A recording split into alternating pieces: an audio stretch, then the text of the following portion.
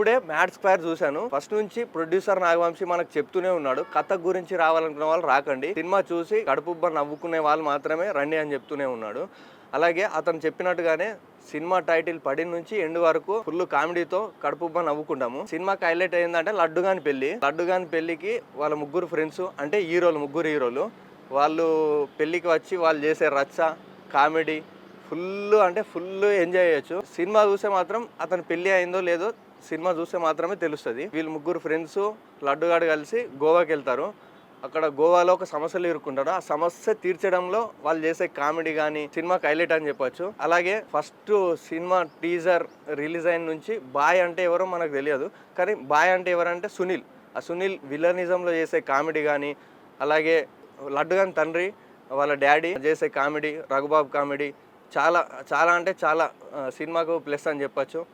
అలాగే మనకు ప్రతి సినిమాలో హీరోయిన్ లేకపోతే సినిమా చూడాలనిపించదు, కానీ మనకు బోర్ కొట్టినప్పుడల్లా మంచి అమ్మాయి, అందమైన అమ్మాయి సినిమాలో వస్తూనే ఉంటుంది.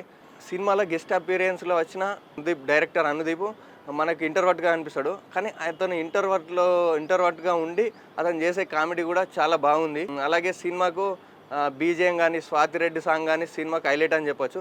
ఈ మధ్య రిలీజ్ అయిన ఏ సినిమాలు కూడా ఇంతగానం నవ్వుకోలేము.